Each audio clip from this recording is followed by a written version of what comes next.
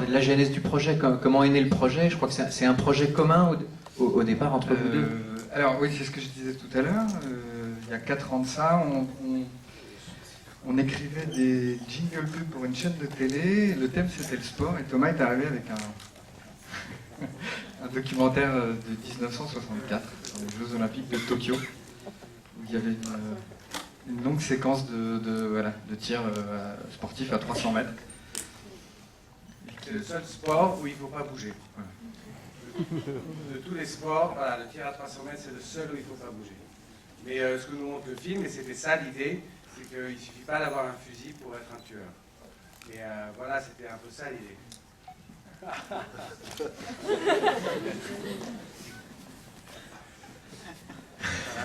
C'était ça, il y avait cette idée. Après, il y en a plein. La classe moyenne ira en enfer, par exemple. Ça en était une autre. Et on voit bien un peu dans le film comment on peut l'illustrer. Mais si c'est un documentaire, j'imagine que c'est quand même assez loin de la fiction qui est ici. Donc, alors en tout cas sur le tir, on a essayé d'être le plus fidèle à la réalité du tir sportif. D'accord. On est même allé s'entraîner avec des tireurs de l'armée française. Reda et moi, on a passé une semaine de stage. Vous avez tiré où avec des types qui revenaient d'Afghanistan et qui nous apprenaient à tirer à 300 mètres sans lunettes. On n'a tué personne, mais déjà de tirer à 300 mètres sans lunettes, c'est vraiment très difficile. Alors, si vous avez des questions, vous levez la main, je vous passe le micro. Bonsoir, d'abord félicitations. On voit qu'il y a un casting vraiment très impressionnant. Et classiquement, est-ce que vous saviez pour qui vous écrivez et qu'est-ce qu'ils ont apporté chacun? Alors, qui est là évidemment, mais il y a aussi son ami qui est très impressionnant aussi. Avec Thomas, dès le début, je crois, tout de suite, on a pensé à Reda. On avait vraiment écrit pour lui. Puis j'ai rencontré Ludivine. On avait un rôle au départ, on ne savait pas trop,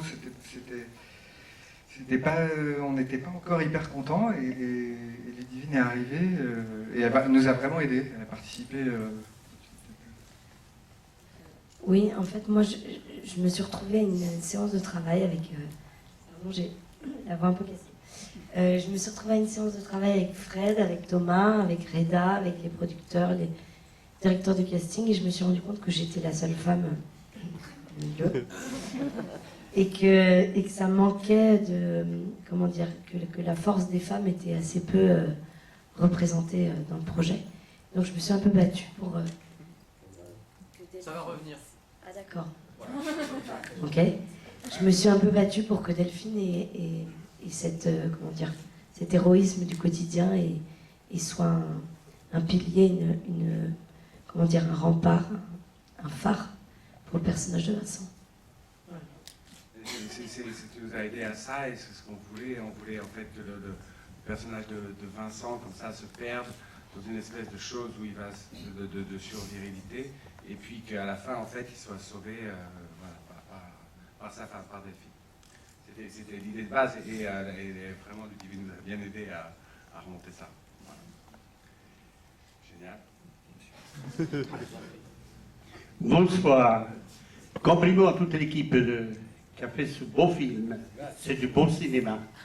Une question au metteur en scène. Pourquoi avoir choisi presque toute la nuit? Disons qu'on dirait qu'il n'y a pas... que rien n'était tourné dans la journée. C'était... Alors...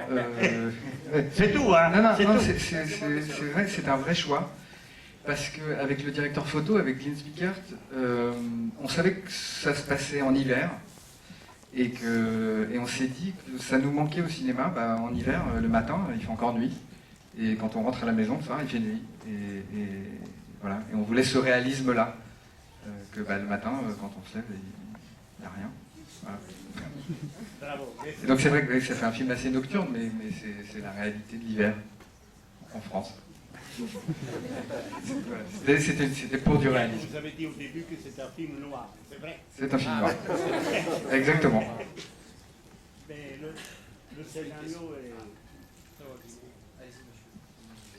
Bonsoir. Déjà bravo à toute l'équipe, le film est vraiment très bien. J'ai vraiment passé un super moment.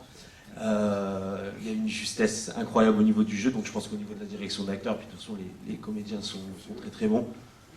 Donc bravo, vraiment bravo à toute l'équipe. Et là, Ma question, c'était de savoir s'il y avait une influence avec Breaking Bad. Parce qu'au final, on y retrouve énormément. C'est-à-dire au niveau de cet homme, père de famille hyper droit, qui aime la justice, les règles, qui est quelqu'un de hyper carré, et qui au final se retrouve là à devoir tuer des gens ou faire du mal à d'autres personnes. Donc on y retrouve un peu cet univers. Moi, je me permets de commenter votre question. C'est en fait pendant qu'on tournait le film, moi je regardais la série. Et j'ai trouvé comme vous beaucoup de points communs. Je pense que c'est un hasard total. Et en fait, moi je me suis un peu amusée à penser Delphine comme le personnage, la femme de Heisenberg. C'est-à-dire la femme au foyer un peu chiante, mais finalement pour qui on est prêt à faire des choses incroyables, qui finalement restent après tout ça. moi, je l'ai pas vu. C'est le moment. Moi, je voudrais vous remercier de m'avoir fait passer une soirée splendide. Et je voulais savoir tout simplement, est-ce qu'on avait besoin de tuer autant de gens? La réponse est dans le film, non. Ah non. Non, on ne devrait pas. C'est dommage, moi qui comprends ça, il s'est mis un petit temps à le comprendre. Et puis, effectivement, C'est trop tard. Je ne sais pas si vous avez remarqué que la première personne qui tue, c'est lui. la première victime, c'est moi. Oui. Ouais, Eh oui. mais après, il y avait plus de scénaristes, vous avez remarqué. Dans le bistrot, là, devant le bistrot, c'est très amusant à faire, d'être dirigé par Fred, et de voir le crâne qui explose, du café qui sort partout sur la vitrine du café. Ça, c'était chouette. Merci beaucoup, Fred. Alors moi aussi, je tenais vraiment à vous remercier pour ce moment. Et j'avais vraiment une question, c'était par rapport au ce choix des plans très proches des personnages. Vous cherchez quoi à faire par rapport à ces plans-là, vraiment? C'est pareil, être très proche d'eux. Non, mais c'est un truc d'émotion, d'être collé à ce qui se passe dans leur visage, chez eux. Ouais, c'est pas plus compliqué. C'est des acteurs incroyables et on a envie de voir ce qui se passe. Pas de question. Moi,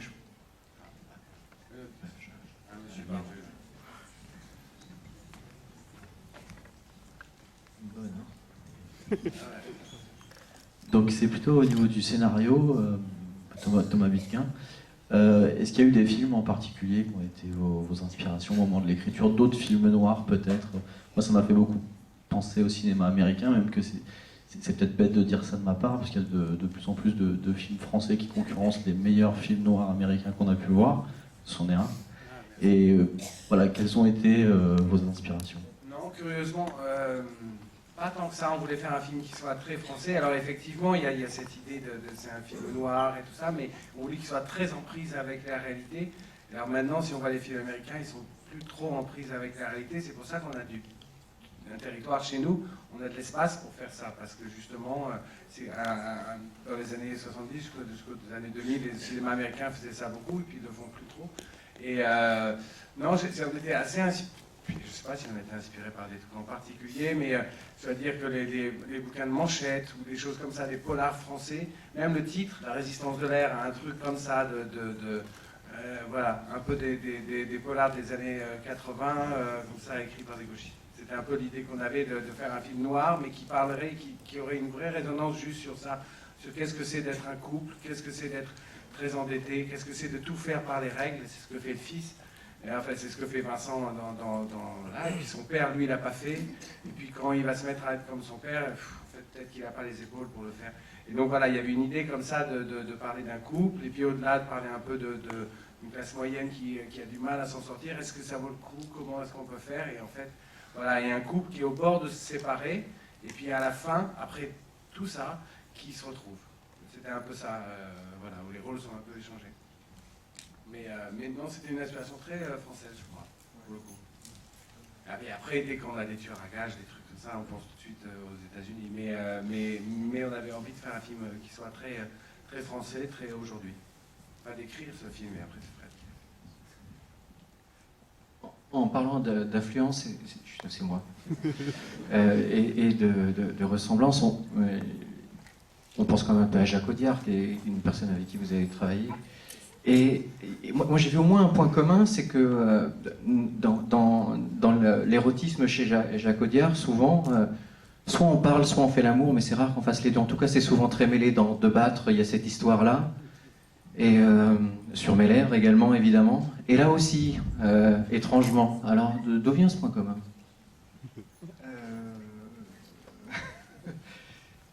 C'est conscient ou pas? Non, je crois pas.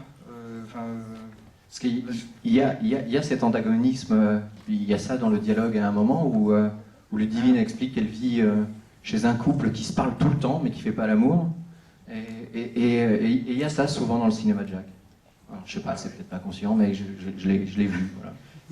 Là, j'ai pas de... Oui, c'est un hommage.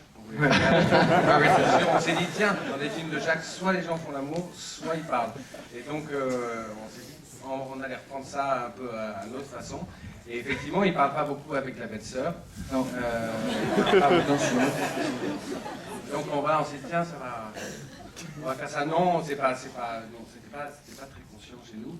Mais après, peut-être, sûrement, on est toujours un peu inspiré par des grands cinéastes, et Jacques est un très grand cinéaste. Voilà. Très bien dit.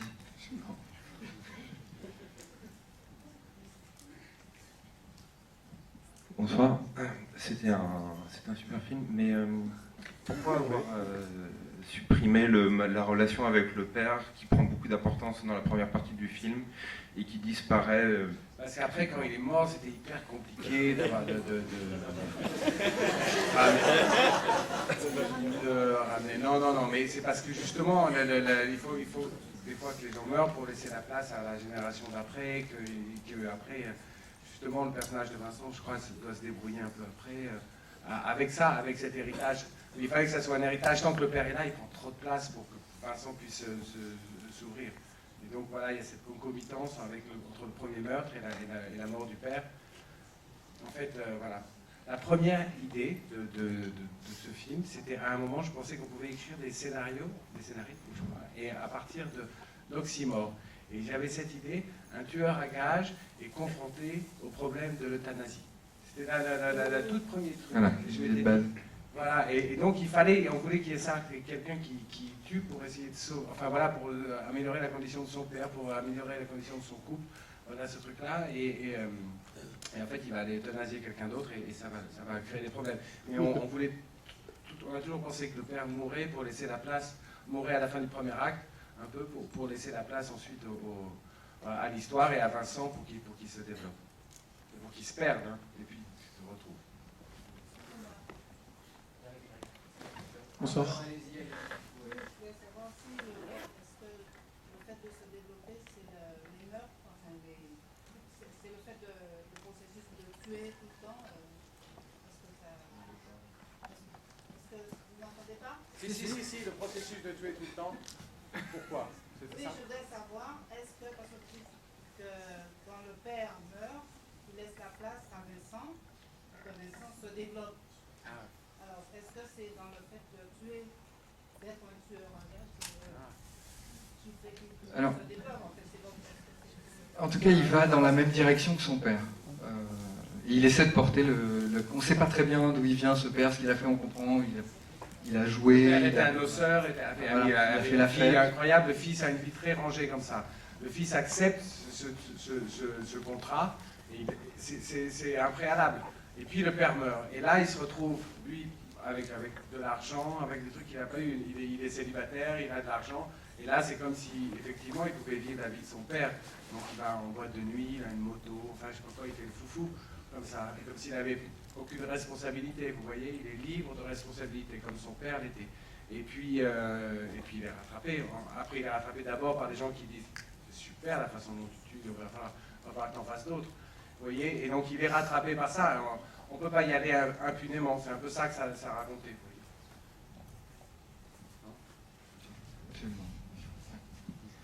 Bonsoir. Je voulais savoir comment est-ce que vous allez travailler le son qui prend une place assez importante. Alors, au mixage, on a vachement... Non, mais au son, ils sont allés sur des stands de tir, prendre des vrais sons.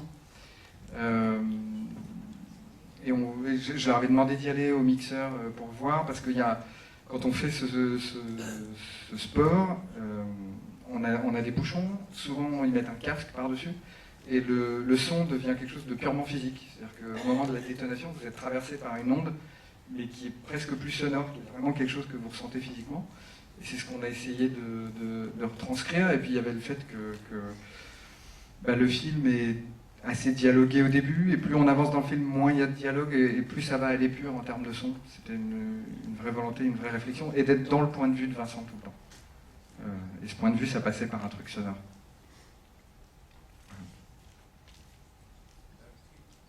Je voulais savoir pourquoi des tueurs viennent pour le tuer, en fait.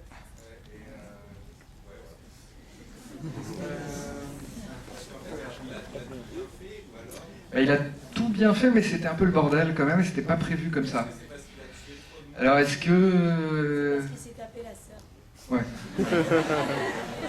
Est-ce qu'ils se sont dit, on va changer de méthode et donc on coupe tous les liens possibles? Est-ce que c'est parce qu'il l'a fait, mais c'était pas aussi propre que prévu? Parce qu'il devait le faire à 300 mètres et ça se termine presque au corps à corps. Voilà. En tout cas, ils reviennent lui faire la peau, ça c'est sûr, mais il y a plusieurs possibilités. Oui, absolument.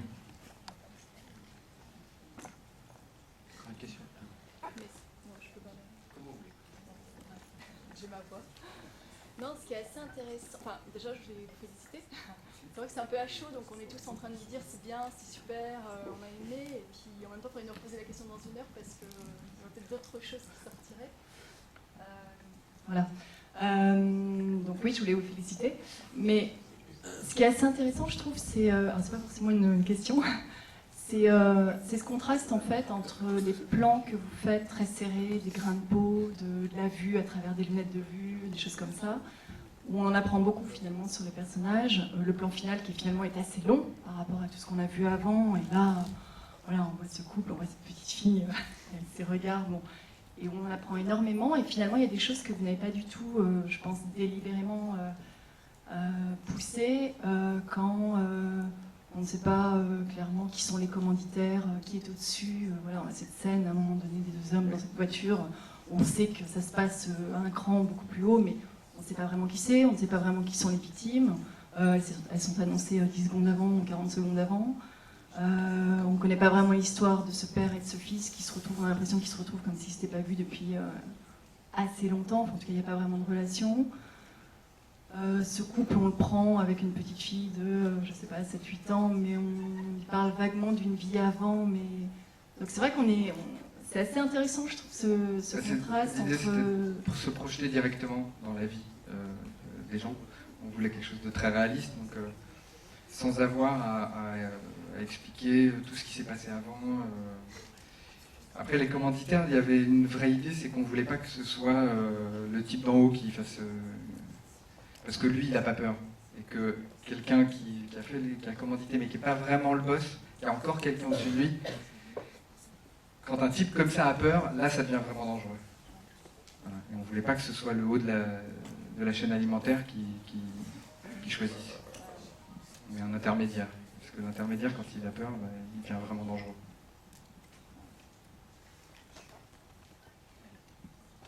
Bonsoir de nouveau. Bonsoir. Deuxième question. Un petit regret, c'est qu'on ne voit pas déclencher une enquête policière pour chercher l'assassin. Oui. Ça aurait été une série. Merci. Oui, mais ça, c'est un autre film. C'est le prochain. Voilà. On finit là-dessus. Merci à vous, on peut les applaudir beaucoup pour la suite.